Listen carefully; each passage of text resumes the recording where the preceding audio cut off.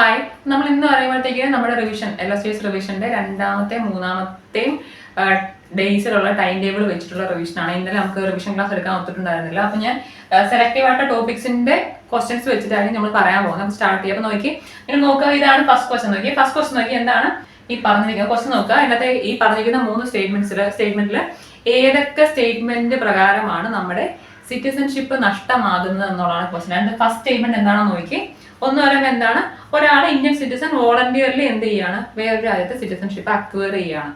അങ്ങനെ ആണെങ്കിൽ അതാണ് ഫസ്റ്റ് ഓപ്ഷൻ എന്ന് പറയുമ്പോൾ. സെക്കൻഡ് ഓപ്ഷൻ എന്താണ്, ഒരാള് എന്താണ് 7 വർഷം ഇന്ത്യയുടെ ഔട്ട്സൈഡ് റിസൈഡ് ചെയ്യുകയാണെന്നുള്ളതാണ് സെക്കൻഡ് ഓപ്ഷൻ. തേർഡ് വൺ എന്ന് പറഞ്ഞാൽ എന്താണെന്ന് നോക്കി, നമ്മൾ രജിസ്ട്രേഷനോ നാച്ചുറലൈസേഷനോ വഴി ഇന്ത്യൻ സിറ്റിസൺഷിപ്പ് കിട്ടി 5 വർഷത്തിനുള്ളിൽ ഏതെങ്കിലും വേറൊരു രാജ്യത്ത് 2 വർഷം ജയിലിൽ കിടന്നാൽ. ഇതാണ് 3 ഓപ്ഷൻസ്. അപ്പൊ നോക്കിയത് ഏതൊക്കെയാണോ കറക്റ്റ് എന്ന് പറയാമോ? ഇത് 3ഉം കറക്റ്റ്. അപ്പൊ നോക്കിയാൽ നമ്മൾ ജസ്റ്റ് ഇനി സിറ്റിസൺഷിപ്പ് ആക്ട് വഴി എങ്ങനെയൊക്കെ നമുക്ക് സിറ്റിസൺഷിപ്പ് ടെർമിനേറ്റ് ആയാൽ നഷ്ടമാകാമെന്ന് ഞാൻ പറയാൻ പോകും കേട്ടോ. 3 വഴിയാണ് ഉള്ളത് നമ്മുടെ ഇന്ത്യൻ സിറ്റിസൺഷിപ്പ് ലോസ് ആകാൻ. അതിൽ ഒന്നാണ് റിനൗൺസിയേഷൻ എന്നൊരു സാധനം. റിനൗൺസിയേഷൻ എന്നൊരു സംഭവം ഉണ്ട്. ടെർമിനേഷൻ എന്നൊരു സാധനം ഉണ്ട് കേട്ടോ. ടെർമിനേഷൻ എന്നൊരു സംഭവം ഉണ്ട്. ടെർമിനേഷൻ ഉണ്ട്. ഡിപ്രിവേഷൻ എന്നൊരു സംഭവം ഉണ്ട് കേട്ടോ. ഇതാണ് ഈ 3 വഴിയാണ് എന്ത് ചെയ്യുന്നത്, ഇന്ത്യൻ സിറ്റിസൺഷിപ്പ് നഷ്ടമാണ്. എന്തൊക്കെയാണ്? റിനൗൺസിയേഷൻ, ടെർമിനേഷൻ ആൻഡ് ഡിപ്രിവേഷൻ ആണ്. ഞാൻ ഇനി എന്താ ജസ്റ്റ് പെട്ടെന്ന് പറഞ്ഞു കഴിഞ്ഞാൽ, റിനൗൺസിയേഷൻ എന്ന് പറഞ്ഞു കഴിഞ്ഞാൽ ഒരു അഡൾട്ടായിട്ടുള്ള 18 വയസ്സോ ഉള്ള ഒരു ഇന്ത്യൻ സിറ്റിസൺ എന്താണ് ഒരു ഡിക്ലറേഷൻ കൊടുക്കുകയാണ്, ഞാൻ ഇന്ത്യൻ സിറ്റിസൺഷിപ്പ് റിനൗൺസ് ചെയ്യുകയാണെന്നുള്ള രീതിയിൽ. അങ്ങനെ ആണെങ്കിൽ എന്ത് ചെയ്യാം, നമ്മുടെ സെൻട്രൽ ഗവൺമെന്റ് അപ്രൂവ് ചെയ്ത് കഴിഞ്ഞാൽ നമുക്ക് ആ സിറ്റിസൺഷിപ്പ് നഷ്ടമാകും. എന്ന് പറയുമ്പോൾ അതാണ് റിനൗൺസിയേഷൻ. റിനൗൺസ് ചെയ്യുകയാണെന്ന് പറഞ്ഞ ഡിക്ലറേഷൻ കൊടുത്തിട്ട് സിറ്റിസൺഷിപ്പ് വേണ്ടാതെ വെക്കുന്നതാണ്, പരിത്യജിക്കുക. അതാണ് റിനൗൺസിയേഷൻ എന്ന് പറഞ്ഞാൽ. ഇൻ ടെർമിനേഷൻ എന്ന് പറഞ്ഞു കഴിഞ്ഞാൽ എന്താണെന്നറിയോ, നമ്മൾ ഈ പറഞ്ഞ ഒരു ഇന്ത്യൻ സിറ്റിസൺ വോളണ്ടിയർലി വേറൊരു രാജ്യ സിറ്റിസൺഷിപ്പ് അക്സെപ്റ്റ് ചെയ്യുകയാണ്. എന്ന് വെച്ചാൽ ഫോർ എക്സാമ്പിൾ ഒരാൾ പോയി ഓസ്ട്രേലിയ താമസിക്കുകയാണ്. ഓസ്ട്രേലിയ സിറ്റിസൺഷിപ്പ് പുള്ളി എടുത്തു കഴിഞ്ഞാൽ ഇവിടെ ഓട്ടോമാറ്റിക്കലി ഇന്ത്യൻ സിറ്റിസൺഷിപ്പ് ടെർമിനേറ്റ് ആയി പോകും. അതാണ് ടെർമിനേഷൻ എന്ന് പറഞ്ഞാൽ. ഇനി തേർഡ് വൺ ആണ് ഡിപ്രിവേഷൻ എന്ന് പറയുന്നത്. ഡിപ്രിവേഷൻ എന്ന് പറയുന്നത് കുറെ പ്രൊവിഷൻസ് പറയുന്നുണ്ട്. ഈ പ്രൊവിഷനിൽ എന്തെങ്കിലും ഒന്ന് സംഭവിച്ചാൽ സെൻട്രൽ നമ്മുടെ ഗവൺമെന്റ് എന്ത് ചെയ്യുന്നറിയോ, ആ സിറ്റിസൺഷിപ്പ് ക്യാൻസൽ ചെയ്ത് കളയും. ഈ ഒരു ഡിപ്രിവേഷനിൽ വരുന്ന ഏതെങ്കിലും ഒരു സംഭവം വന്നു കഴിഞ്ഞാൽ സിറ്റിസൺഷിപ്പ് ക്യാൻസൽ ആയി പോകുമെന്ന് ഓർത്തിരിക്കുക. ഞാൻ ഈ പറയുന്ന കാര്യങ്ങൾ കറക്റ്റ് ഇനി കേൾക്കുക. ഒന്നെന്ന് പറയാൻ നമുക്കറിയാം, ഈ പറഞ്ഞ സിറ്റിസൺഷിപ്പ് നമ്മൾ അക്വയർ ചെയ്യുമല്ലോ. അപ്പൊ വേറെ ആൾക്ക് നമുക്ക് സിറ്റിസൺഷിപ്പ് അപ്ലൈ ഒക്കെ എടുക്കാൻ പ്രൊവിഷൻ ഉണ്ട്. അപ്പൊ അത് ഒരു ഫ്രോഡ് രീതിയിലാണ് ഇന്ത്യൻ സിറ്റിസൺഷിപ്പ് അക്വയർ ചെയ്തെന്നുണ്ടെങ്കിൽ അതുവഴി ഈ ഡിപ്രിവേഷൻ വഴി എന്ത് ചെയ്യാം, സിറ്റിസൺഷിപ്പ് ടെർമിനേറ്റ് ആയി പോകുമെന്ന് ഓർത്തിരിക്കുക. അതാണ് ഫസ്റ്റ് വൺ എന്ന് പറയുമ്പോൾ. സെക്കൻഡ് വൺ എന്ന് പറയുമ്പോൾ എന്താണ്, ഈ പറഞ്ഞിട്ടുള്ള സിറ്റിസൺഷിപ്പ് അക്വയർ ഒരാള് നമ്മുടെ വാർ നടക്കുന്ന സമയത്ത് നമുക്ക് ഓപ്പോസിംഗ് ആയിട്ട് നിൽക്കുന്ന അല്ലെങ്കിൽ നമ്മുടെ എനിമീസിന് ഏതെങ്കിലും ഒരു വാർ ഡീറ്റെയിൽ കൊടുക്കുക, അല്ലെങ്കിൽ ഇവിടുത്തെ ഒരു ഇൻഫർമേഷൻ അവർക്ക് പാസ് ചെയ്ത് കഴിഞ്ഞാൽ എന്താണ്, അത് രാജ്യദ്രോഹമാണ്. അപ്പൊ അത് അങ്ങനെ വന്നാലും എന്തായിപ്പോവും, സിറ്റിസൺഷിപ്പ് ലോസ് ആയിപ്പോന്ന് ഓർത്തിരിക്കുക. ഇനി എന്താണ്, നമ്മുടെ കോൺസ്റ്റിറ്റ്യൂഷനെ ഡിസ്റെസ്പെക്ട് ചെയ്യുന്ന രീതിയിൽ ഒരാൾ പെരുമാറിയാൽ അതും ഈ പറഞ്ഞിട്ടുള്ള നമ്മുടെ ഡിപ്രിവേഷൻ വഴി സിറ്റിസൺഷിപ്പ് ടെർമിനേറ്റ് ആയി പോകാനുള്ള റീസൺ ആണ്. ഈ നമ്മുടെ ഈ ഓപ്ഷനകത്ത് പറഞ്ഞിട്ടുണ്ടായിരുന്ന ഒരാള് കണ്ടിന്യൂസ് ആയിട്ട് 7 വർഷം ഇന്ത്യയിൽ നിൽക്കാതെ കണ്ടിന്യൂസ് ആയിട്ട് 7 വർഷം ഔട്ട്സൈഡ് നിൽക്കുകയാണെന്നുണ്ടെങ്കിൽ എന്താണ്, നമ്മുടെ സിറ്റിസൺഷിപ്പ് ടെർമിനേറ്റ് ആയി പോകുമെന്ന് ഓർത്തിരിക്കുക. ഈ നമ്മൾ ഈ പറഞ്ഞ അടുത്ത ഓപ്ഷൻ എന്ന് പറയുമ്പോൾ എന്തായിരുന്നു, ഈ പറഞ്ഞിട്ടുള്ള ഇന്ത്യൻ സിറ്റിസൺഷിപ്പ് നമുക്ക് കിട്ടിക്കഴിഞ്ഞിട്ട് ആ ഒരു 5 വർഷം ആകുന്നതിന് ഇടയ്ക്ക് എന്താണ് വേറെ ഏതെങ്കിലും ഒരു രാജ്യത്ത് 2 വർഷം ജയിലിൽ അടയ്ക്കപ്പെട്ടാൽ എന്ത് പറ്റും, ഇന്ത്യൻ സിറ്റിസൺഷിപ്പ് നഷ്ടമായി പോകും എന്ന് ഓർത്തിരിക്കട്ടെ. അപ്പൊ ഇതാണ് ഈ പറഞ്ഞിട്ടുള്ള ഡിപ്രിവേഷൻ വഴിയിട്ടുള്ള സിറ്റിസൺഷിപ്പ് ലോസ് ആകുന്ന കാര്യങ്ങൾ എന്ന് പറയുമ്പോൾ. അപ്പൊ നമ്മൾ ഈ ക്വസ്റ്റിനകത്ത് പറഞ്ഞ 3 ഓപ്ഷനും കറക്റ്റ് ആണ് കേട്ടോ. കറക്റ്റ് വായിച്ചു നോക്കുക, 3 ഓപ്ഷനും കറക്റ്റ് ആണ്. ക്ലിയർ അല്ലേ? നമുക്ക് നെക്സ്റ്റ് ക്വസ്റ്റ്യൻ നോക്കാമേ. നെക്സ്റ്റ് ക്വസ്റ്റ്യൻ നോക്കിയേ. ഇതെന്ന് പറയുമ്പോൾ നമ്മുടെ ഓവർസീസ് സിറ്റിസൺ ഓഫ് ഇന്ത്യ അതുമായിട്ട് റിലേറ്റഡായിട്ടുള്ള ക്വസ്റ്റ്യൻ ആണ്. നിങ്ങൾ സ്റ്റേറ്റ്മെന്റ് വായിച്ചു നോക്കിയിട്ട് നോക്കുക, ഇതിൽ ഏതൊക്കെയാണ് കറക്റ്റ് എന്നുള്ളതാണ് ക്വസ്റ്റ്യൻ. നോക്കി നിങ്ങൾ തന്നെ ഈ ക്വസ്റ്റ്യൻ വായിച്ച് ഇവിടെ ആൻസർ കിട്ടുമെന്ന് നോക്കി. ആൻസർ എത്ര ഏതൊക്കെയാണ് നമ്മൾ നോക്കുക. ഇതിലെ ഫസ്റ്റ് ഓപ്ഷൻ ശരിയാണോ? അല്ല, ഫസ്റ്റ് ഓപ്ഷൻ തെറ്റാണ്. നമുക്ക് ഒരു കാരണവശാലും ഡ്യുവൽ സിറ്റിസൺഷിപ്പ് എന്നൊരു സംഭവം ഇന്ത്യയിൽ ഇല്ലാത്തതാണ്. സെക്കൻഡ് വൺ എന്താണ്, overseas citizen of India can buy property in India. Correct ആണ്, തെറ്റിക്കരുത്. ഇത് ഞാൻ പറഞ്ഞ കറക്റ്റ് കേൾക്കുക. ഓവർസീസ് സിറ്റിസൺ ഓഫ് ഇന്ത്യ എന്നുള്ള സംഭവം നമ്മുടെ സിറ്റിസൺഷിപ്പ് ആക്ട് 1955 ഈ സിറ്റിസൺഷിപ്പ് ആക്ട് 2005 ഒന്ന് അമെന്റ് ചെയ്തിട്ടുണ്ടായിരുന്നു കേട്ടോ. 2005 അമെന്റ് ചെയ്ത സമയത്താണ് ഈ OCA എന്നൊരു സംഭവം ഇവർ കൊണ്ടുവരുന്നത്. വെച്ചാൽ ഓവർസീസ് സിറ്റിസൺ ഓഫ് ഇന്ത്യ എന്നൊരു സംഭവം ഇവർ കൊണ്ടുവരുന്നത് ഈ സിറ്റിസൺഷിപ്പ് ആക്ട് 1955 2005 അമെന്റ് ചെയ്ത സമയത്താണെന്ന് ഓർത്തിരിക്കുക. അപ്പൊ ഈ OCA പ്രകാരം നമ്മൾ ഈ പറഞ്ഞ എന്താണ്, overseas citizen of India can buy property in India, അത് കറക്റ്റ് ആണ്. തെറ്റിക്കരുത്. ഈ പറഞ്ഞ അഗ്രികൾച്ചറൽ ലാൻഡോ അഗ്രികൾച്ചറൽ ലാൻഡോ അല്ലെങ്കിൽ പ്ലാന്റേഷനോ ഓൺ ചെയ്യാനുള്ള റൈറ്റ് ആർക്കില്ല ഓവർസീസ് സിറ്റിസൺ ഓഫ് ഇന്ത്യക്ക്. തെറ്റിക്കരുത്, അവർക്ക് പ്രോപ്പർട്ടി ഓൺ ചെയ്യാം, പക്ഷെ എന്ത് ചെയ്യാൻ പറ്റില്ല, അഗ്രികൾച്ചറൽ ലാൻഡോ പ്ലാന്റേഷനോ ഓൺ ചെയ്യാനുള്ള റൈറ്റ് ഓവർസീസ് സിറ്റിസൺ ഓഫ് ഇന്ത്യക്ക് ഇല്ല എന്ന് കറക്റ്റ് ആയിട്ട് മനസ്സിലാക്കുക കേട്ടോ. അത് എന്താണ്, അവർക്ക് വോട്ട് ചെയ്യാനുള്ള റൈറ്റ് ഇല്ല, ഓവർസീസ് സിറ്റിസൺ ഓഫ് ഇന്ത്യക്ക് വോട്ട് ചെയ്യാനുള്ള റൈറ്റ് ഇല്ല. അപ്പൊ അത് രണ്ടും കറക്റ്റ് ആണ് കേട്ടോ. ക്ലിയർ അല്ലേ? ഇനി എന്താണ് ഈ ഓവർസീസ് സിറ്റിസൺ ഓഫ് ഇന്ത്യ എന്ന് പറഞ്ഞാൽ എന്താണ് സംഭവം? ഒന്ന് ഞാൻ ഈ കറക്റ്റ് ഒന്ന് കേൾക്കുക കേട്ടോ. ഒന്ന് പറയുമ്പോൾ നമ്മൾ ഈ പറഞ്ഞ 26 ജനുവരി 1950 നമ്മൾ റിപ്പബ്ലിക് ആയ ഈ ഒരു ഡേറ്റും അതിനുശേഷം ഓൺ ഓർ ആഫ്റ്റർ ഈ ഡേറ്റ് ഇന്ത്യൻ സിറ്റിസൺ ആയിരുന്ന ഒരു വ്യക്തി ഒന്നതാണ്. അതല്ലാന്നുണ്ടെങ്കിൽ ഈ പറഞ്ഞ ഡേറ്റിൽ ഇന്ത്യൻ സിറ്റിസൺ ആകാൻ അവകാശം ഉണ്ടായിരുന്ന വെച്ചാൽ അതിനൊരു റൈറ്റ് ഉണ്ടായിരുന്ന ഒരു വ്യക്തി, അതല്ലെങ്കിൽ ഇവരുടെ മക്കളോ കൊച്ചുമക്കളോ, ഇതാണ് ഈ ഓവർസീസ് സിറ്റിസൺ ഓഫ് ഇന്ത്യ എന്ന് പറഞ്ഞാലേ. അപ്പൊ അവർക്കെന്ന് പറയുമ്പോൾ നമ്മളിപ്പോ OCA കാർഡിന് അപ്ലൈ ചെയ്യണം എന്നുണ്ടെങ്കിൽ അവർക്ക് എന്ത് വേണമെന്നറിയോ, അവർക്ക് വേറൊരു രാജ്യത്തുള്ള പാസ്പോർട്ട് മസ്റ്റായിട്ട് വേണം. വേറൊരു രാജ്യം സിറ്റിസൺഷിപ്പ് ഇല്ലാത്ത ആൾക്ക് OCA കൊടുക്കത്തില്ല എന്നുള്ള കാര്യം ഓർത്തിരിക്കുക. അതുപോലെ ബംഗ്ലാദേശിലോ പാകിസ്ഥാനിലോ ഉള്ളവർക്കും നമുക്ക് ഓവർസീസ് സിറ്റിസൺ ഓഫ് ഇന്ത്യയുടെ കാർഡ് കിട്ടത്തില്ല കേട്ടോ. നെക്സ്റ്റ് ക്വസ്റ്റ്യൻ നോക്കിയേ, എന്താണ് ഈ പറഞ്ഞ സ്റ്റേറ്റ്മെന്റ്സിനകത്ത് ക്വസ്റ്റൻ ആണല്ലോ, ഈ പറഞ്ഞ സ്റ്റേറ്റ്മെന്റ്സിനകത്ത് എന്തൊക്കെ കറക്റ്റ് ആണെന്നുള്ളതാണ് ക്വസ്റ്റൻ നോക്കിയാൽ. ഫസ്റ്റ് ഓപ്ഷൻ എന്താണ്, ഇന്ത്യൻ സിറ്റിസൺ എന്താണ്, Indian constitution provides only for single citizenship. Correct അല്ലേ, നമുക്ക് സിംഗിൾ സിറ്റിസൺഷിപ്പ് മാത്രമേ ഒക്കത്തുള്ളൂ. നെക്സ്റ്റ് എന്താണ്, നോക്കിയേ, ഇന്ത്യയിൽ നമ്മുടെ എന്താണ് പ്രസിഡന്റിന്റെ ഓഫീസ് ഹോൾഡ് ചെയ്യാൻ എലിജിബിൾ ആയിട്ടുള്ളത് ആരൊക്കെയാണെന്നാണ് പറഞ്ഞത്. എന്തൊക്കെയാണ് ഇവർ പറഞ്ഞിരിക്കുന്നതിനകത്ത്? ഒന്ന്, സിറ്റിസൺ ബൈ ബർത്തിനും അതുപോലെ തന്നെ നാച്ചുറൽ സിറ്റിസണും എലിജിബിൾ ആണ്. എലിജിബിൾ ആണോ ആലോചിച്ചിട്ട് വരാണ് കേട്ടോ. നമ്മുടെ പ്രസിഡന്റിന്റെ ഇലക്ഷന് അല്ലെങ്കിൽ ആ ഓഫീസ് ഹോൾഡ് ചെയ്യാൻ ബൈ ബർത്ത് സിറ്റിസൺഷിപ്പ് കിട്ടിയവർക്കും ബൈ നാച്ചുറലൈസേഷൻ സിറ്റിസൺഷിപ്പ് കിട്ടിയവർക്കും എന്തിനുള്ള റൈറ്റ് ഉണ്ട്, പ്രസിഡന്റ് ആകാനുള്ള റൈറ്റ് ഉണ്ട് കേട്ടോ. നിങ്ങൾ പോസ് ചെയ്തിട്ടുണ്ടെങ്കിൽ ആൻസർ പറയാനേ. ഇനി എന്താണ്, അടുത്ത എന്താണ്, സെൻട്രൽ ഗവൺമെന്റിനെ ഏത് വിധേന വേണമെങ്കിലും സിറ്റിസൺഷിപ്പ് ടെർമിനേറ്റ് ചെയ്യാം എന്നുള്ളതാണ്. തെറ്റാണ്. കാരണം നമ്മൾ പറഞ്ഞു സിറ്റിസൺഷിപ്പ് ടെർമിനേറ്റ് ചെയ്യാനുള്ള പ്രൊവിഷൻസ് നമ്മൾ ഓൾറെഡി പറഞ്ഞാണ് അല്ലേ. ആ പറഞ്ഞ ഏതെങ്കിലും, നമ്മൾ ഈ പറഞ്ഞ ഇന്ത്യൻ സിറ്റിസൺഷിപ്പ് നഷ്ടമാകുന്ന കുറെ കാര്യങ്ങൾ നമ്മൾ പറഞ്ഞില്ലേ. അപ്പൊ ആ പറഞ്ഞ ഏതെങ്കിലും ഒരു കാരണം ഉണ്ടെങ്കിൽ മാത്രമേ സിറ്റിസൺഷിപ്പ് ലോസ് ആകത്തുള്ളൂ. അല്ലാതെ ഏത് വിധേനയും സെൻട്രൽ ഗവൺമെന്റിന്റെ സിറ്റിസൺഷിപ്പ് ടെർമിനേറ്റ് ചെയ്യാനുള്ള പ്രൊവിഷൻ ഇല്ല കേട്ടോ. അപ്പൊ ഇതിനകത്ത് ഒന്നും രണ്ടും ശരിയാണ് കേട്ടോ. ക്ലിയർ അല്ലേ? നിങ്ങൾ ക്വസ്റ്റ്യൻ ചെയ്യുമ്പോൾ പോസ് ചെയ്തിട്ട് നോക്കുക, അറിയാമോ ആൻസർ എന്ന്, എന്നിട്ട് വേണം ആൻസർ കേൾക്കാനേ. അടുത്ത ദിവസം നോക്കി, എന്താ പറഞ്ഞിരിക്കുന്നത്, സെക്ഷൻ സിറ്റിസൺഷിപ്പ് ആക്ടിന്റെ സെക്ഷൻ 5 പ്രകാരം എന്താണ്, ഒരു പേഴ്സൺ ഓഫ് ഇന്ത്യൻ ഒറിജിൻ ഇന്ത്യയിലെ എത്ര നാൾ റിസൈഡ് ചെയ്യണം ഇവിടെ രജിസ്ട്രേഷൻ വഴി സിറ്റിസൺഷിപ്പ് കിട്ടാന്നുള്ളതാണ് ക്വസ്റ്റ്യൻ. നോക്കി ക്വസ്റ്റ്യൻ വായിച്ചു നോക്കി, ആൻസർ പറയാൻ നോക്കി. 7 വർഷമാണോ 4 വർഷമാണോ 3 വർഷമാണോ 1 വർഷമാണോ, ഏതാണ് നോക്കി, ഏതാണ് ആൻസർ കിട്ടും? 7 വർഷമാണ് കേട്ടോ. എന്ന് വെച്ചാൽ രജിസ്ട്രേഷൻ വഴി നമ്മുടെ ഇന്ത്യൻ സിറ്റിസൺഷിപ്പ് അക്വയർ ചെയ്യണം എന്നുണ്ടെങ്കിൽ ഒരു overseas citizen of India 7 years ഇവിടെ വന്ന് താമസിച്ചാൽ മാത്രമേ എന്ത് ചെയ്യാൻ ഒക്കത്തുള്ളൂ, പുള്ളിക്ക് ഇവിടെ രജിസ്ട്രേഷൻ വഴി നമ്മുടെ സിറ്റിസൺഷിപ്പ് അക്വയർ ചെയ്യാൻ ഒക്കത്തുള്ളൂ കേട്ടോ. അപ്പൊ നമുക്ക് ഇതിനകത്ത് അറിയേണ്ടത് എന്തൊക്കെയാണ്, നമുക്ക് ഏതൊക്കെ വിധേനയാണ് ഇന്ത്യൻ സിറ്റിസൺഷിപ്പ് കിട്ടുന്നതെന്ന് എന്തൊക്കെയാണ് നമുക്കറിയാം. ഒന്ന് ബൈ ബർത്ത് ആണ് അല്ലെ. ഈ ബൈ ബർത്ത് എന്നുള്ള സെക്ഷൻ തന്നെ പല പല ഡിവിഷൻ ഉണ്ട്, ഞാൻ പറഞ്ഞിരിക്കാം. ബൈ ബർത്ത് ആണ്. പിന്നെന്താണ്, ബൈ ഡിസെന്റ് ആണ് അല്ലെ. ബൈ ഡിസെന്റ് നമുക്ക് സിറ്റിസൺഷിപ്പ് കിട്ടുന്നുണ്ട്. അടുത്തത് ബൈ രജിസ്ട്രേഷൻ ആണ്, ബൈ രജിസ്ട്രേഷൻ ഉണ്ട്. ബൈ നാച്ചുറലൈസേഷൻ ഉണ്ട്, ബൈ നാച്ചുറലൈസേഷൻ ഉണ്ട്. പിന്നെന്ന് പറയുമ്പോൾ ഇൻകോർപ്പറേഷൻ ഓഫ് ടെറിട്ടറീസ്. അപ്പൊ ഈ ഒരു 5 രീതി കൂടെയാണ് എന്ത് ചെയ്യുന്നത്, ഇന്ത്യൻ സിറ്റിസൺഷിപ്പ് അക്വയർ ചെയ്യുന്നത്. ഇനിയും ഇതിനകത്ത് ഓരോന്നും ജസ്റ്റ് ഞാൻ പറഞ്ഞിരിക്കാം കേട്ടോ. ഈ പറഞ്ഞിട്ടുള്ള സിറ്റിസൺഷിപ്പ് നമുക്ക് എങ്ങനെ കിട്ടും, ബൈ ബർത്ത് കിട്ടുന്നതിനുള്ള ഇതാണ് ഞാൻ പറയാം. സ്റ്റേറ്റ്മെന്റ് ക്വസ്റ്റൻ എങ്ങാനും ചോദിച്ചാൽ തെറ്റിപ്പോ, അതുകൊണ്ടാണ് ഈ ഡേറ്റ് ഞാൻ കറക്റ്റ് എടുത്ത് പറയുന്നത്. അപ്പൊ എന്തൊക്കെയാണെന്ന് നോക്കി, ഈ സ്റ്റേറ്റ്മെന്റ് എന്ന് പറഞ്ഞാൽ ഒന്നുകിൽ ഓൺ ഓർ ആഫ്റ്റർ ആണ് കേട്ടോ. ഇതേ ഓൺ ഓർ ആഫ്റ്റർ ആണ് ഈ സംഭവമേ. ഈ പറഞ്ഞിട്ടുള്ള 26 ജനുവരി 1950 അതിന് ശേഷമോ, അതല്ലെങ്കിൽ എന്നുവെച്ചാൽ ഇത് തൊട്ട് ഈ 1 ജൂലൈ 1987 തൊട്ട് മുമ്പ് വരെയാണ് ഒരാൾ ജനിച്ചിട്ടുള്ളതെന്നുണ്ടെങ്കിൽ ആ കുട്ടിയുടെ പേരൻസ് നാഷണാലിറ്റി എന്താണെന്നുണ്ടെങ്കിൽ എന്ത് തന്നെ വരും, ആ കുട്ടി ഇന്ത്യൻ സിറ്റിസൺ ആയിരിക്കും കേട്ടോ. അത് പ്രശ്നം വരത്തില്ല. ഈ ബൈ ബർത്ത് എന്ന് പറയുമ്പോഴത്തേന് irrespective of the nationality of their parent, ഈ ഒരു കുഞ്ഞ് ഈ ഒരു ഡേറ്റിനകത്താണ് ജനിച്ചതെന്നുണ്ടെങ്കിൽ എന്താണ്, ആ കുട്ടി ഇന്ത്യൻ സിറ്റിസൺ ആയിരിക്കും. തെറ്റിക്കരുത് കേട്ടോ.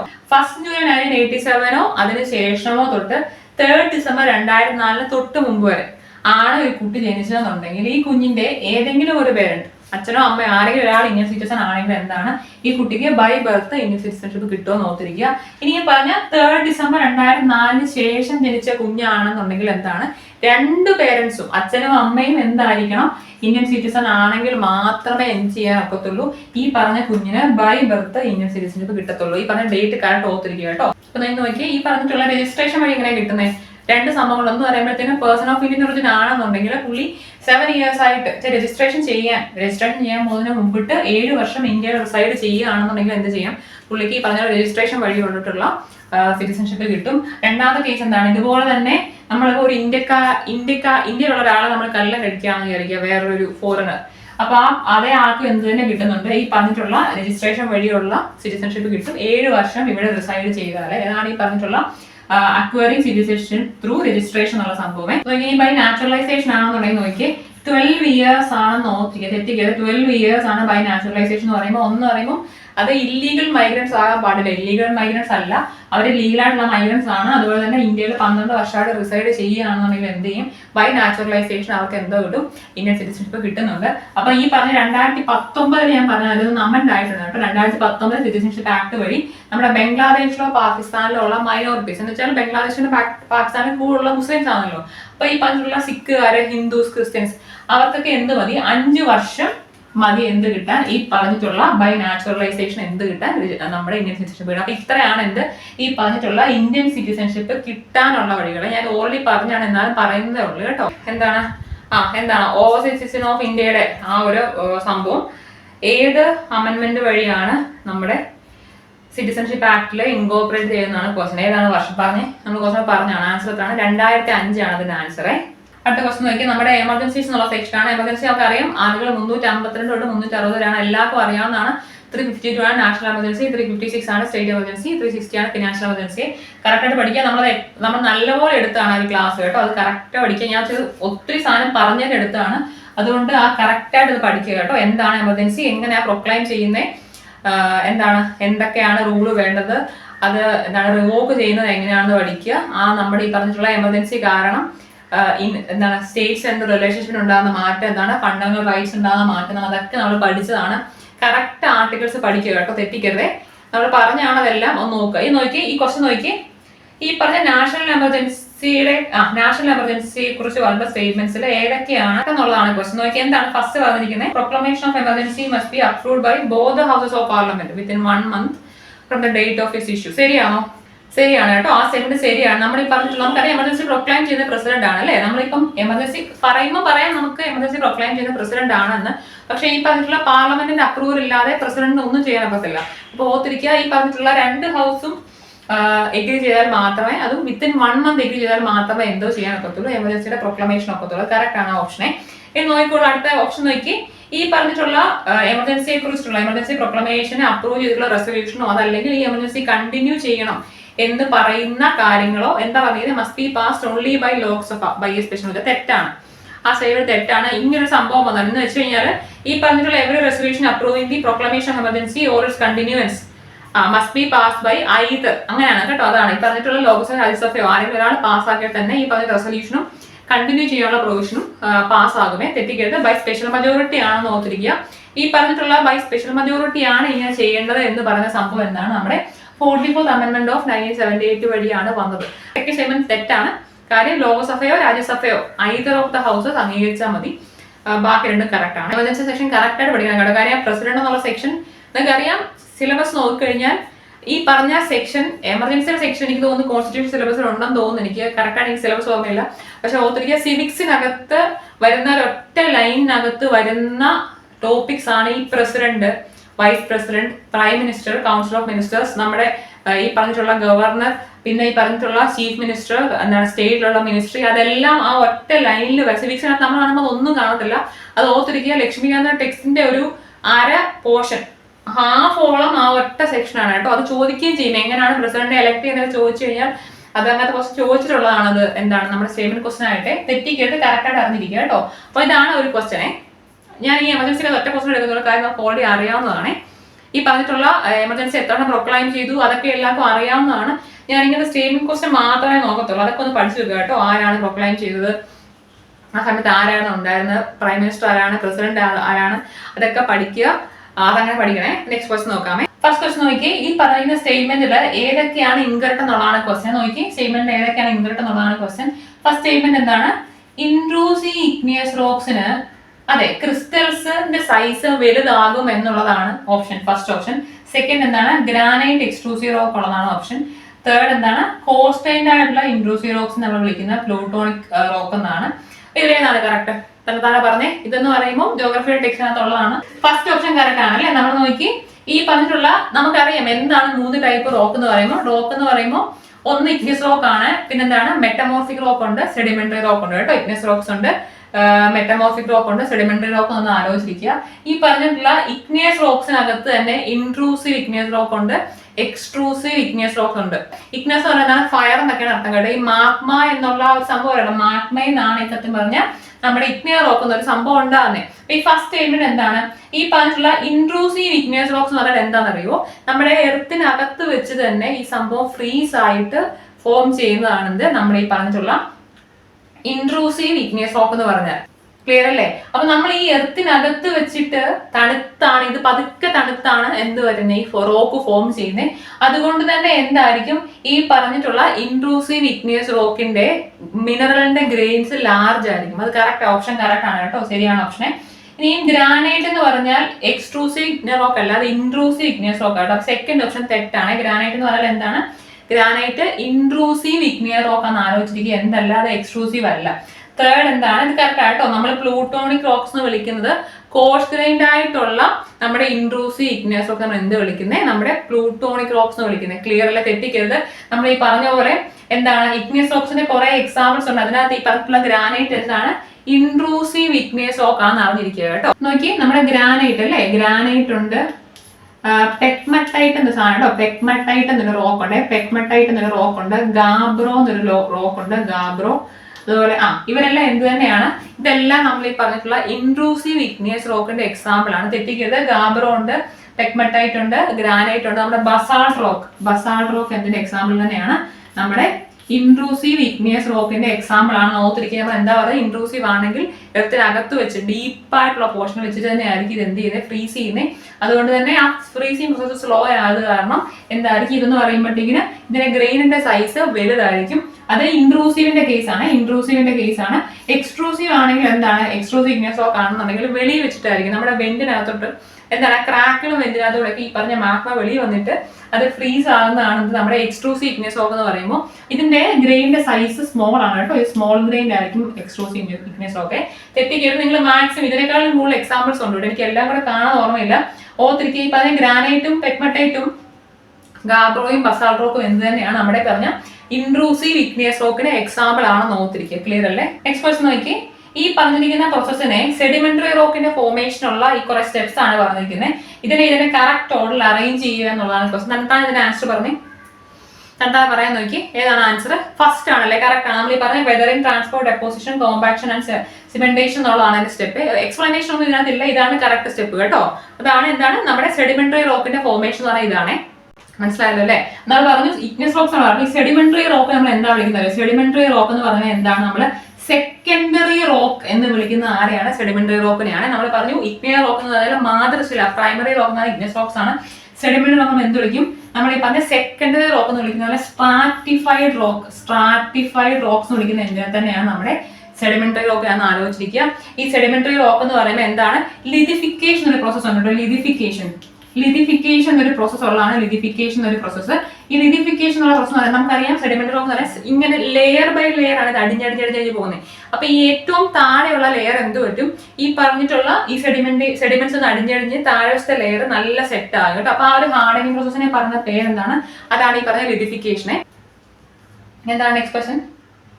ഇത് പറയാം മാച്ച് ദ ഫോളോയിങ്ങിന്റെ ആണ് ഈ ക്വസ്റ്റ്യൻ. നോക്കി ഇതാണ് എന്താണ് നോക്കി. ഇതെന്ന് പറയുമ്പോൾ ഈ പറഞ്ഞിരിക്കുന്ന റോക്കിന്റെ പേര് കറക്റ്റ് ആണ്. എന്നാൽ ഇത് മാച്ച് ദ ഫോളോയിങ് ചെയ്യാനൊക്കെ പറ്റുള്ളൂ. നോക്കി നമുക്ക് അറിയാവുന്ന പെട്ടെന്ന് പറയും. ഈ ക്വാർട്സൈറ്റ് എന്ന് പറയുന്നത് ഏത് റോക്കാ? ക്വാർട്സൈറ്റ് എന്ന് പറയുന്നത് മെറ്റമോർഫിക് റോക്ക് ആണ്. ക്വാർട്സൈറ്റ് എന്താണ്? മെറ്റമോർഫിക് റോക്ക് ആണെന്ന് നമുക്കറിയാം. സാൻഡ്സ്റ്റോൺ എന്ന് പറഞ്ഞാൽ എന്താണത്? സെഡിമെന്ററി റോക്ക് ആണ്. എന്താണ്? ക്വാർട്സൈറ്റ് മെറ്റമോർഫിക് ആണ്. സാൻഡ്സ്റ്റോൺ എന്ന് പറഞ്ഞാൽ സെഡിമെന്ററി റോക്ക് ആണ്. നമ്മുടെ പ്യൂമിസ് എന്ന് പറഞ്ഞാൽ എക്സ്ട്രൂസീവ് ഇഗ്നിയസ് റോക്ക് ആണ്. നമ്മൾ പറഞ്ഞു എക്സ്ട്രൂസീവ് ഇൻട്രൂസീവ് ഉണ്ട്. അതിൽ പ്യൂമിസ് എന്ന് പറഞ്ഞാൽ എക്സ്ട്രൂസീവ് ഇഗ്നിയസ് റോക്ക് ആണെന്ന് ഓർത്തിരിക്കുക. നമ്മൾ ഈ പറഞ്ഞിട്ടുള്ള ബാത്തോലിസ് എന്ന് പറഞ്ഞാൽ എന്താണ്? ഇൻട്രൂസീവ് ഇഗ്നിയസ് റോക്ക് ആണ്. അപ്പൊ ഇത് പറയുമ്പോൾ അതാണ് അതിന്റെ കറക്റ്റ് ഓപ്ഷൻ. ഒന്നുകൂടെ പറഞ്ഞു നോക്കി. ക്വാർട്സൈറ്റ് എന്ന് പറഞ്ഞാൽ മെറ്റമോർഫിക് ആണ്. സാൻഡ്സ്റ്റോൺ എന്ന് പറഞ്ഞാൽ എന്താണ്? സെഡിമെന്ററി റോക്ക് ആണ്. പ്യൂമിസ് എക്സ്ട്രൂസീവ് ഇഗ്നിയസ് റോക്ക് ആണ്. നമ്മുടെ ബാത്തോലിസ് പറഞ്ഞാൽ ഇൻട്രൂസീവ് ഇഗ്നിയസ് റോക്ക് ആണ് അറിഞ്ഞിരിക്കുന്നത് കേട്ടോ, തെറ്റിക്കരുത്. നെക്സ്റ്റ് ക്വസ്റ്റൻ എന്താണ്? Choose the incorrect pair. ഒറ്റയടി ആൻസർ പറഞ്ഞു. ഇഗ്നിയസ് റോക്ക്, ബസാൾട്ട് എന്ന് പറഞ്ഞാൽ ഇഗ്നിയസ് റോക്ക് ആണോ? അത് കറക്റ്റ് ആണ്, കറക്റ്റ് ആൻസർ ആണ്. ഷിസ്റ്റ് എന്ന് പറഞ്ഞാൽ സെഡിമെന്ററി റോക്ക് അല്ല, അപ്പൊ ഓപ്ഷൻ തെറ്റി. ഷിസ്റ്റ് എന്ന് പറഞ്ഞാൽ മെറ്റമോർഫിക് റോക്ക് ആണ് കേട്ടോ. എന്താണ്? ലൈം സ്റ്റോൺ എന്ന് പറഞ്ഞാൽ സെഡിമെന്ററി റോക്ക് ആണ്. നേരെ തിരിഞ്ഞാണ് വന്നിരിക്കുന്നത്, തെറ്റിക്കരുത്. അപ്പൊ ഇതിനകത്ത് ഫസ്റ്റ് ഓപ്ഷൻ മാത്രമേ ശരിയുള്ളൂ, ബാക്കി 2-3 തെറ്റാണ്. എന്താണ്? ബസാൾട്ട് റോക്ക് ഇഗ്നിയസ് റോക്ക് ആണ്, നോത്തിരിക്കുക. ഇനി എന്താണ് ഈ പറഞ്ഞിട്ടുള്ള ഷിസ്റ്റ് എന്ന് പറയുന്നത് മെറ്റമോർഫിക് റോക്ക് ആണ്, ലൈം സ്റ്റോൺ എന്ന് പറയുന്നത് എന്താണ്? സെഡിമെന്ററി റോക്ക് ആണ് അറിഞ്ഞിരിക്കുക കേട്ടോ. ക്ലിയർ അല്ലേ? സാൻഡ് സ്റ്റോൺ എന്ന് പറഞ്ഞാൽ ഏത് റോക്കിന്റെ എക്സാമ്പിൾ ആണെന്നുള്ളതാണ് ക്വസ്റ്റ്യൻ. ഇതിനകത്ത് ആൻസർ ഏതാണ്? നോൺ ഫോളിയേറ്റഡ് ആണോ, സെഡിമെന്ററി ആണോ, ഇഗ്നിയസ് ആണോ, മെറ്റമോർഫിക് ആണോ? സാൻഡ് സ്റ്റോൺ എന്ന് പറഞ്ഞാൽ സാൻഡ് സ്റ്റോൺ എന്ന് പറഞ്ഞാൽ സെഡിമെന്ററി റോക്ക് ആണ് കേട്ടോ, തെറ്റിക്കരുത്. ഈ നോൺ ഫോളിയേറ്റഡ് എന്ന് പറഞ്ഞ സംഭവം എന്താ നോൺ ഫോളിയേറ്റഡ് എന്ന് പറഞ്ഞാൽ മെറ്റമോർഫിക് റോക്ക് ഇല്ല, നമ്മുടെ മെറ്റമോർഫിക് റോക്ക് നമ്മൾ പറഞ്ഞു. ഇഗ്നിയസ് ഉണ്ട്, സെഡിമെന്ററി ഉണ്ട്, മെറ്റമോർഫിക് റോക്ക് ഉണ്ട്. ഈ പറഞ്ഞ മെറ്റമോർഫിക് റോക്കിനകത്ത് ഫോളിയേഷൻ ഒരു പ്രോസസ് ഉണ്ട് കേട്ടോ. ഫോളിയേഷൻ എന്നൊരു പ്രോസസ് നടക്കുന്നുണ്ട്. അപ്പോൾ അതായത് ഫോളിയേറ്റഡ് ആൻഡ് നോൺ ഫോളിയേറ്റഡ് എന്നൊരു ടൈപ്പ് വരുന്നുണ്ട്. ഫോളിയേഷൻ എന്ന് പറഞ്ഞാൽ നമ്മുടെ മെറ്റമോർഫിക് റോക്സിനകത്ത് മിനറൽസിന്റെ അറേഞ്ച്മെന്റ് വരും. മിനറൽസ് ഇങ്ങനെ ലെയർ ആയിട്ട് അറേഞ്ച് ആകും. ആ ഒരു സംഭവമാണ് എന്ത് നമ്മൾ ഈ പറഞ്ഞ ഫോളിയേഷൻ എന്ന് പറഞ്ഞാല്. അപ്പൊ ഈ പറഞ്ഞ ഫോളിയേഷനകത്ത് തന്നെ ഈ പറഞ്ഞ മെറ്റമോർഫിക് റോക്കിനകത്ത് തന്നെ ഈ പറഞ്ഞ ഫോളിയേറ്റഡും വരും, ഫോളിയേറ്റഡ് റോക്കും വരും, നോൺ ഫോളിയേറ്റഡും വരും. നമ്മൾ ഈ പറഞ്ഞ നമ്മുടെ സോഫ്റ്റ് സ്റ്റോൺ ഉണ്ടല്ലോ, സോഫ്റ്റ് സ്റ്റോണും മാർബിളും ഒക്കെ എന്താണ്? നോൺ ഫോളിയേറ്റഡ് എക്സാമ്പിൾ ആണ്.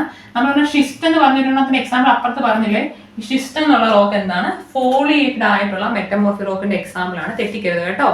Rocks form due to alteration of original structure due to heat and excessive pressure. ഏതാ സംഭവം? അതാണ് മെറ്റമോർഫിസം. മെറ്റമോർഫിക് റോക്ക് എന്ന് നടക്കുന്നത് എന്താണ്? റീക്രിസ്റ്റലൈസേഷൻ നടക്കുന്നുണ്ട് അല്ലേ, റീസ്ട്രക്ചറിങ്ങും റീക്രിസ്റ്റലൈസേഷൻ നടക്കുന്നത് മെറ്റമോർഫിക് റോക്സിനകത്താണ്. അപ്പൊ ഈ പറഞ്ഞിട്ടുള്ള എന്താണ്?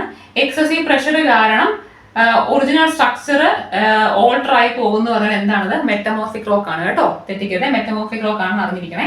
എന്താണ്? ഒരു അമെൻമെന്റ് എന്നൊരു സംഭവം ഇനീഷ്യേറ്റ് ചെയ്യാൻ വേണ്ടി ഒരു ബില്ല് ലോകസഭയിലാണ് ആദ്യം സബ്മിറ്റ് ചെയ്യേണ്ടത് എന്നാണ് ഈ പറയുന്ന സ്റ്റേറ്റ്മെന്റ്. തെറ്റാണ് സ്റ്റേറ്റ്മെന്റ്. നമുക്കിപ്പോൾ ഒരു അമെൻമെന്റ് ബില്ല് ഏതെങ്കിലും ഒരു ഹൗസിൽ പ്രസന്റ് ചെയ്താൽ മതി, ലോകസഭയിൽ രാജ്യസഭയിലോ പ്രസന്റ് ചെയ്യാം, അത് ഇന്ന ഹൗസ് ഒന്നുമില്ല. അപ്പൊ ഫസ്റ്റ് ഓപ്ഷൻ തെറ്റാണ് കേട്ടോ. സെക്കൻഡ് വൺ എന്താണ്? ഇനി ഒരു ഫെഡറൽ ക്യാരക്ടർ വരുന്ന ഒരു ബില്ലാണ്, അല്ലെങ്കിൽ ഫെഡറൽ ക്യാരക്ടറിന് ചേഞ്ച് വരുന്ന ഒരു ബില്ലാണ് എന്നുണ്ടെങ്കിൽ ഇതെന്താ പറഞ്ഞിരിക്കുന്നത്? അത് അമെൻഡ് ചെയ്യണമെന്നുണ്ടെങ്കിൽ എല്ലാ സ്റ്റേറ്റ് ലെജിസ്ലേച്ചറും അംഗീകരിക്കണം എന്നാണ്. തെറ്റാണ്, അതും തെറ്റാണ്. 2 ഓപ്ഷൻ തെറ്റാണ്. ഈ പറഞ്ഞിട്ടുള്ള ഫെഡറൽ സിസ്റ്റം ആണ്, അല്ലെങ്കിൽ ഒരു ഫെഡറൽ സിസ്റ്റത്തിന് ചേഞ്ച് വരുന്ന ഒരു ബില്ലാണ് ഇവിടെ കൊണ്ടുവച്ചിരിക്കുന്നുണ്ടെങ്കിൽ ഹാഫ് ഓഫ് ദ സ്റ്റേറ്റ്സ് അത് അംഗീകരിച്ചു കഴിഞ്ഞാൽ ആ ബില്ല് അത് അമെൻഡ് ചെയ്യാൻ നോക്കും. തെറ്റിക്കരുത്. എന്താണെന്ന് പറഞ്ഞാൽ ഒരു ബില്ല് നമുക്കൊരു അമെൻമെന്റ് ബില്ല് പ്രസന്റ് ചെയ്യണം. നിങ്ങൾക്ക് രാജ്യസഭ ലോക്സഭയിൽ പ്രസന്റ് ചെയ്യാം, അത് പ്രശ്നമൊന്നുമില്ല, ഇന്ത്യ സഭയെന്നില്ല. അതായത് എന്താണ്? ഫെഡറൽ സിസ്റ്റത്തിനെ അഫക്ട് ചെയ്യുന്ന ബില്ലാണെന്നുണ്ടെങ്കിൽ എന്ത് ചെയ്യുക? ഈ പറഞ്ഞിട്ടുള്ള half of the states simple മെജോറിറ്റിയിൽ ആ സംഭവം പാസ്സാക്കിയാൽ എന്ത് ചെയ്യും? ആ ഫെഡറൽ സിസ്റ്റം ചേഞ്ച് ചെയ്യുന്ന ബില്ല് അമെൻഡ് ആകും കേട്ടോ. അപ്പൊ അതാണ് അതിന്റെ ആൻസർ. ഇതിനകത്ത് 2 ആൻസറും തെറ്റാണ് കേട്ടോ, 2 ഓപ്ഷൻ തെറ്റാണ്. ഈ നോക്കിയിട്ട് പറയുക ഏതൊക്കെയാണ് കാര്യം.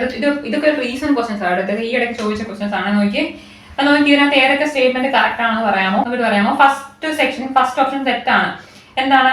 A bill amending the constitution requires a prior recommendation of the president of India. അങ്ങനെ ഒരു സംഭവമേ ഇല്ല. ഒന്ന് പറയാമോ? ഈ പറഞ്ഞിട്ടുള്ള കോൺസ്റ്റിറ്റ്യൂഷൻ അമെൻഡ് ചെയ്യുന്ന ബില്ലിനെ കുറിച്ചാണ് ഇതിനകത്ത് പറയുന്നത് അല്ലേ? കോൺസ്റ്റിറ്റ്യൂഷൻ അമെൻഡ് ചെയ്യുന്ന ബില്ലിനെ കുറിച്ചാണ് പറയുന്നത്. എന്താണ്? ഏതാണ് ഇതിന്റെ അമെൻമെന്റ്? ആർട്ടിക്കിൾ 368 എന്ത് പറയുന്നത്? കോൺസ്റ്റിറ്റ്യൂഷന്റെ അമെൻമെന്റിനെ കുറിച്ച് പറയുന്നത് അല്ലേ? അപ്പൊ ഈ ഒരു ഓപ്ഷൻ പറഞ്ഞ അനുസരിച്ച് എന്താണ്? നമ്മളെ കോൺസ്റ്റിറ്റ്യൂഷൻ അമെൻഡ് ചെയ്യാൻ എന്ത് വേണ്ട? പ്രസിഡന്റ് പ്രയർ ഇതൊന്നും വേണ്ട. കാര്യം നമ്മൾ ഈ പറഞ്ഞ ബില്ല് ലോകസഭയിലും രാജ്യസഭയിലും പാസ്സാക്കിയിട്ട് എന്ത് ചെയ്താൽ മതി? ലാസ്റ്റ് പ്രസിഡന്റ് സൈൻ ചെയ്യാൻ ഒരൊറ്റ പ്രൊവിഷൻ മാത്രമേ ഇതിനകത്തുള്ളൂ കേട്ടോ. ഈ പറഞ്ഞിട്ടുള്ള കോൺസ്റ്റിറ്റ്യൂഷൻ അമെൻമെന്റ് ബില്ല് പ്രസിഡന്റ് പ്രസന്റ് ചെയ്ത് കഴിഞ്ഞാൽ, പ്രസിഡന്റ് കൊണ്ട് വെച്ച് കഴിഞ്ഞാൽ പുള്ളി അത് സൈൻ ചെയ്യണം എന്നുള്ളത് ഒബ്ലിഗേറ്ററി ആണെന്നുള്ളതാണ്. കറക്റ്റ് ആണ്. എന്ത് വഴിയാണത്? നമ്മൾ ഈ പറഞ്ഞ 24th അമെൻമെന്റ് ആക്ട് ഓഫ് 1971 പ്രകാരം ഈ പറഞ്ഞിട്ടുള്ള എന്താണ്? കോൺസ്റ്റിറ്റ്യൂഷണൽ അമെൻമെന്റ് ബില്ല് നമ്മുടെ പാർലമെന്റിൽ പാസ്സാക്കിയിട്ട് നമ്മൾ ഈ പറഞ്ഞ പ്രസിഡന്റിന്റെ കയ്യിൽ കൊണ്ട് കൊടുത്താൽ ഇറ്റ് ഈസ് ഒബ്ലിഗേറ്ററി ആണ് എന്ത്? പുള്ളി സൈൻ ചെയ്യണം എന്നുള്ളത്. അപ്പൊ ഓർത്തിരിക്കുക, ആ ഓപ്ഷൻ അത് കറക്റ്റ് ഓപ്ഷൻ ആണ് കേട്ടോ. ഇനി ലാസ്റ്റ് ഓപ്ഷൻ എന്താണ്? ഈ ഓപ്ഷൻ കറക്റ്റ് ആണ്. എന്താണ്? കോൺസ്റ്റിറ്റ്യൂഷൻ അമെൻമെന്റ് bill must be pass by both the Lok Sabha and Rajya Sabha by a special majority.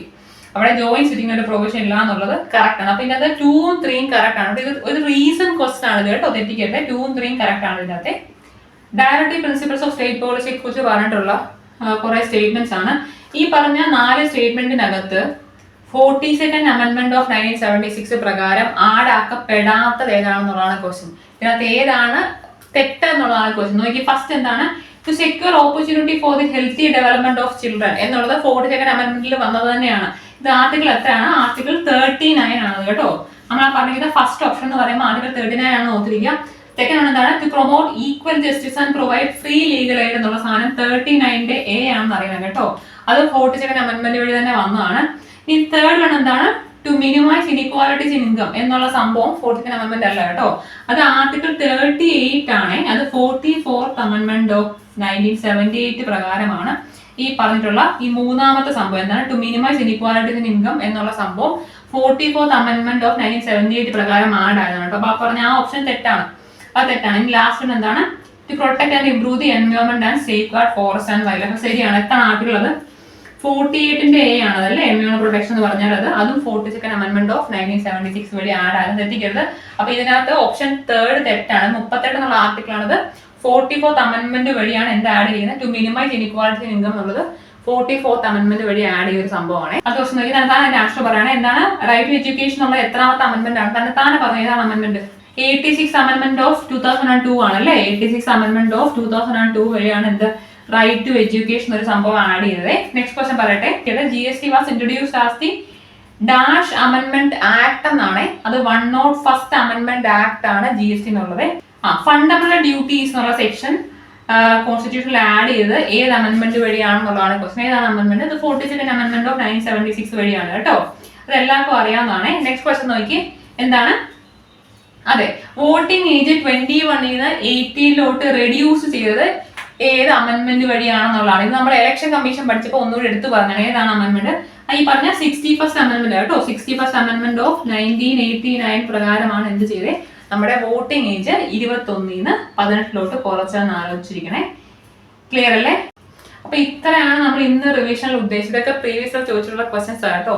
അപ്പം ഞാൻ ഇതിനകത്ത് നമ്മൾ എയിം എന്താണ്, എടുക്കാത്ത ടോപ്പിക്സ് എടുക്കാൻ ഞാൻ എയിം. ഇതിനകത്ത് കുറെ ടോപ്പിക്സ് എടുക്കാനുള്ളതാണ്. ഇതിനകത്ത് ഇത്രയല്ല, ഇതിനകത്ത് നമ്മൾ കുറെ ടോപ്പിക്സ് ആഡ് ചെയ്തിട്ടുണ്ടായിരുന്നു. അതിനകത്ത് ആ പറഞ്ഞ വേൾഡ് ഹിസ്റ്ററി സെക്ഷൻസ് തന്നെത്താൻ നോക്കും. ഒന്നുമില്ല, നമ്മൾ ഈ പറഞ്ഞിട്ടുള്ള സയൻസ് റെവല്യൂഷൻ, ഫ്രഞ്ച് റെവല്യൂഷൻ ആണ്. ഇത് SCR ടെക്സ്റ്റിനകത്ത് നോക്കി തന്നെത്താൻ ആൻസർ പറയാൻ നോക്കും, നോക്കുക കേട്ടോ. പിന്നെ എന്താണ്, അറൈവൽ ഓഫ് യൂറോപ്യൻസിനകത്ത് ബ്രിട്ടീഷ് എന്നുള്ള സെക്ഷൻ, നമ്മുടെ ഈ നാഷണൽ മൂവ്മെന്റ്സ് ഇൻ കേരള ഒരു സെക്ഷൻ, ഒരു ഫുൾ ക്ലാസ് ഞാൻ ഒന്നുകൂടെ ജസ്റ്റ് റിവിഷൻ പോലെ ആ ഒരു ഫുൾ നാഷണലിസ്റ്റ് മൂവ്മെന്റ്സ് വെച്ചെടുക്കുന്ന കൂട്ടത്തിൽ ഞാൻ ഈ ബ്രിട്ടന്റെ കേസ് പറയാം കേട്ടോ. കാര്യം political and national movements in Kerala എന്നൊരു സെക്ഷൻ എന്ന് പറഞ്ഞാൽ വളരെയേറെ ഉള്ളൊരു സംഭവമാണ്. എനിക്കൊന്നൊരു 30ഓളം സംഭവം അതിനകത്ത് വരുന്നുണ്ട് കേട്ടോ. അപ്പൊ അതെല്ലാം കൂടെ വെച്ചിട്ട് ജസ്റ്റ് പറഞ്ഞൊരു ക്ലാസ് എടുക്കാം. ഇതെല്ലാം സർവേ ഓഫ് കേരള ഹിസ്റ്ററിക്കകത്ത് ഉള്ളതാണ്, അതുകൊണ്ട് വായിക്കാം.